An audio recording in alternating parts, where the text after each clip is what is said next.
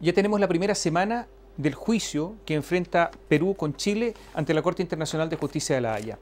Ya intervino durante 2 días Perú, durante 2 días Chile. Queda solamente la réplica peruana un día, el próximo martes, la dúplica chilena un día, el próximo viernes. Y estará todo zanjado, oleado y sacramentado, todo listo para que los jueces se pronuncien. Demorarán 5 o 6 meses en dictar sentencia, pero ya tenemos una semana en que se pusieron los argumentos más gruesos, en que en definitiva ya están las tesis absolutamente arrojadas a la vista de los magistrados. Ahora vendrá alguna sorpresa posiblemente, la sorpresa dada por la desesperación, por el intento de convencer en última hora o a última hora a los jueces que deben pronunciarse. ¿Hubo alguna sorpresa relevante? Yo diría que no.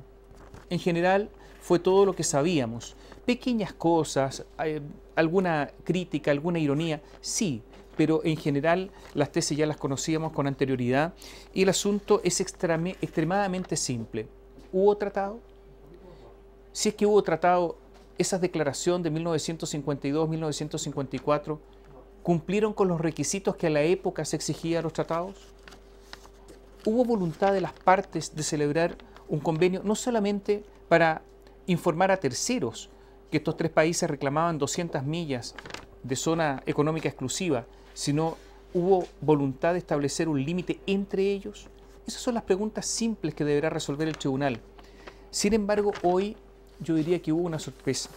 Y esa sorpresa no vino de las partes, no vino de Perú, no vino de Chile, sino que vino de un juez, vino de un marroquí, Mohamed Bennouna. ¿Qué dijo ese juez? Yo creo que hizo una pregunta que la dio a conocer, la hizo también por escrita, y de acuerdo al procedimiento de la Corte Internacional deberá ser respondida por escrita por las partes el próximo martes, de manera que van a tener mucho trabajo. Atención con lo que preguntó. ¿Qué dijo el juez? ¿Podían, de conformidad al derecho internacional general, proclamar Chile y Perú y delimitar una zona marítima de soberanía y jurisdicción exclusiva sobre el mar que baña las costas de sus respectivos países? ¿Podían ellos? O sea, estaban facultados, y entonces se ha abierto una nueva arista a mi juicio. ¿Qué arista? Que posiblemente haya habido un tratado, posiblemente haya habido una declaración, posiblemente esa convención, déle el nombre que usted quiera, reúne las características de un tratado como dice Chile, pero es posible que las partes a la época no tenían facultades para hacerlo de acuerdo al derecho internacional general y por lo tanto tratado, convención, declaración, póngale el nombre que quiera. Si usted es peruano o usted es chileno, las partes no tenían facultades, derechos, no tenían el imperio para hacerlo. Y eso es una pregunta muy importante y yo diría que no ha estado los alegatos. Un juez agudo el que preguntó y yo creo que los equipos jurídicos tienen muchísimo trabajo este fin de semana para sustentar sus posiciones. En el resto, yo diría que lo más relevante es la acusación de mala fe. Es decir, la acusación que se hizo a Perú de invocar en forma trunca, en forma parcial, algunos documentos. Por ejemplo, en forma absolutamente, yo diría, irónica, uno de los abogados chilenos acusó a los abogados peruanos o de Perú señalar que hablaba de declaración de 1954 y no era el nombre que efectivamente tiene, convenio sobre zona especial fronteriza marítima. O cuando les dijeron que en las actas de preparación del convenio o convenio sobre zona especial fronteriza marítima se citaron las actas en forma parcial y no en forma completa. O que con respecto a las actas previas de 1955, una resolución peruana, un documento legal que incorporó las fronteras limítrofes en cuanto al como paralelos, no se citaron también en forma parcial.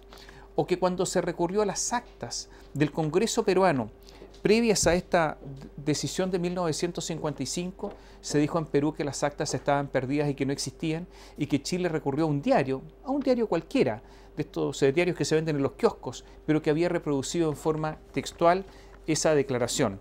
Y por lo tanto se acusó fuertemente a Perú de citar en forma parcial algunos actos jurídicos y por lo tanto alterando una exposición que debiera haber sido, más allá de las tesis jurídicas que se sustentan, debiera haber sido completa.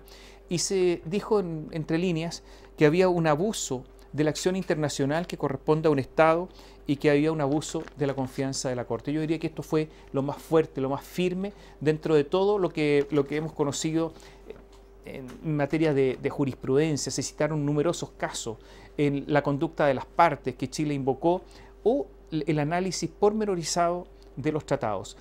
Una de las exposiciones que más me llamó la atención fue la del abogado Dupuy, Jean-Marie Dupuy, francés, que dijo, bueno, ¿qué es lo que hace Perú?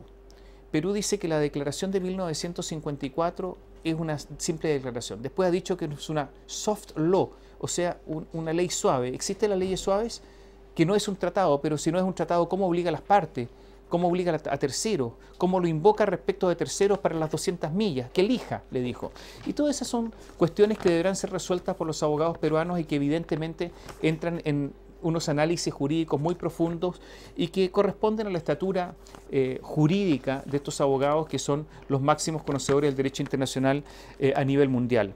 Pero yo diría que lo nuevo, la guinda de la torta, después de esta semana fue hoy, con esta pregunta de este juez marroquí que definitivamente puede alterar toda la discusión y que aunque chilenos dijeron que la beneficiaba, los peruanos dijeron que también la beneficiaba, posiblemente beneficie más a Perú que Chile. Va a depender de la respuesta y vamos a escuchar las réplicas, la dúplica la próxima semana para tener ya una opinión completa de todo lo que ha ocurrido. Por el momento yo diría pronóstico reservado, pero si hubiese que jugarse por alguien, yo diría que es más bien por Chile, con una pérdida de algún territorio en el hito 1, una pérdida del un porcentaje de mar con una línea paralela pero un poquito más al sur y la concesión del triángulo exterior a Perú. Posiblemente esa sea la solución a la que llegue la Corte Internacional de Justicia de La Haya.